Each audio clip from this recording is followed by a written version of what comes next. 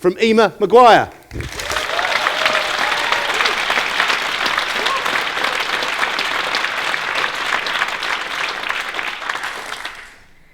I got hooked on a drug once.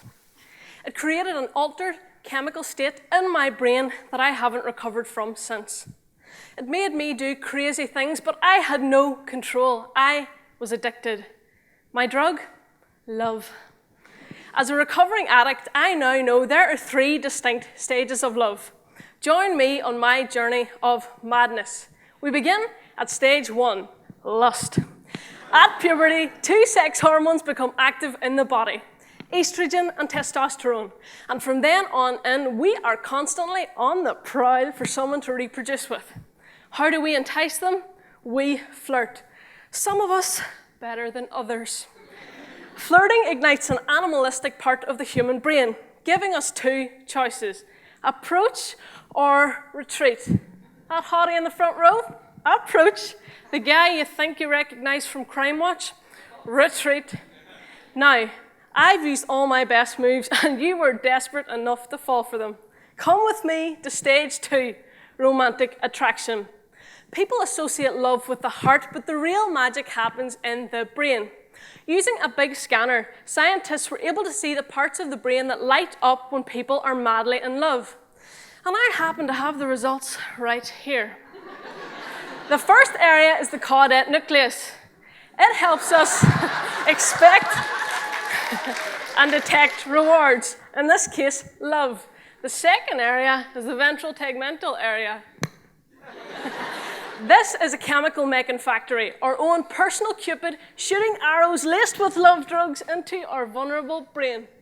These love drugs are serotonin blockers, dopamine, and adrenaline. And this chemical cocktail gives us a natural high, stimulating the same area of the brain as cocaine with similar side effects. Loss of sleep and appetite, increased heart rate, obsessive thoughts, and ultimately, addiction. Put simply, we are chemically insane. However, our brain cannot survive in this state forever. It sobers up, guiding us to stage 3, attachment. We are now in this for the long haul. Our brain responds with a rush of oxytocin, the love hormone. It is the glue in a long-term relationship, keeping us together long enough to raise a family. Now, I suspect many of you here will become victim to this drug called love. So, next time you're caught doing something crazy, like planning your entire life around casually bumping into your crush, don't blame yourself, blame science. Thank you.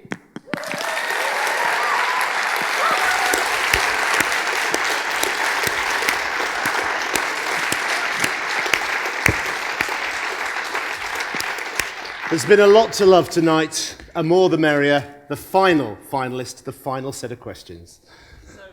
So, having learned all this stuff about love, what can we do? What do you do now? How do you approach this? What are you doing later? Yeah, exactly. Depending on how tonight goes. Does it change your approach to life? Well, you'd think it would take all the romance out of it, but it just gives you a better understanding. And now, whenever you see people who have recently fallen in love and they're acting crazy and they're obsessed with them and they won't stop talking about them, you kind of think, before you would have been like, I wish he would shut up, but now you're a bit like, he can't help it, he's insane, you know, so. but no, I mean more about you. I mean, like, if you when you're in a relationship, do you kind of go, oh, there's all just chemicals? This is getting very personal, but I do now. I can bring out a psychiatrist's chair if you like. And we can... Before you do think just, why is this happening? But now that I have more of an understanding, if I was to do something that was, say, crazy, I would now think, it's not my fault.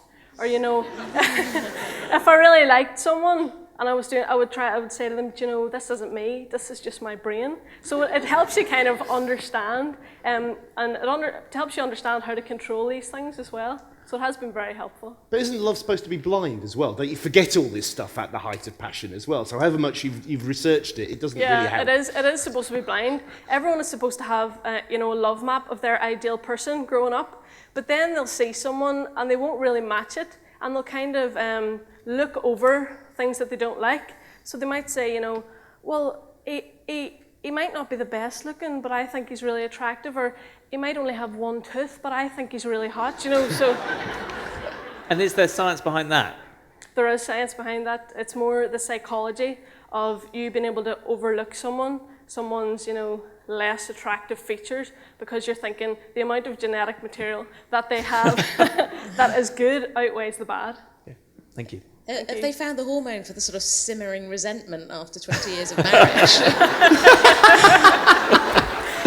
Well, it's not so much a hormone, but this is actually a scientific case. There are people, do you know I was talking about the 3 stages? There are people who, after say 20 years, not naming any names, but they start to feel, I kind of miss the rush I had in stage 2. And people will go back, this is why people cheat. People will actually go back to stage 2 because they want the rush of hormones, they want that cocaine-like addiction again. They don't like the boredom that's associated with attachment, but resentment might be just an issue you have to work on.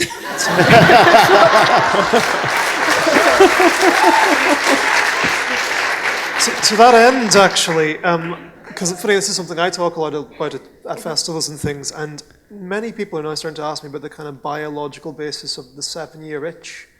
What's your take on that? Well, when I was researching this, I was looking up 7-year itch. It was one of the things I was interested in, but it turns out it's supposed to, evolutionary-wise and biologically-wise, be more of a 4-year itch.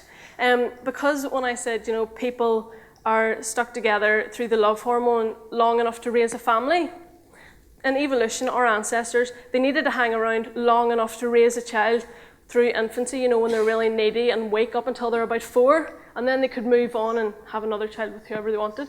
But now that we are more likely to stick in the one family, I think it's 7-year itch now to allow you to raise, you know, your 2.4 kids or whatever it is. But it's biologically, I think it's supposed to be more a 4-year itch. So 4 years of hormones and then 3 years of blind optimism. That's kind of Exactly. Such cynicism for scratching our 3-year itch or 3-minute itch. Show your love for Emer Maguire.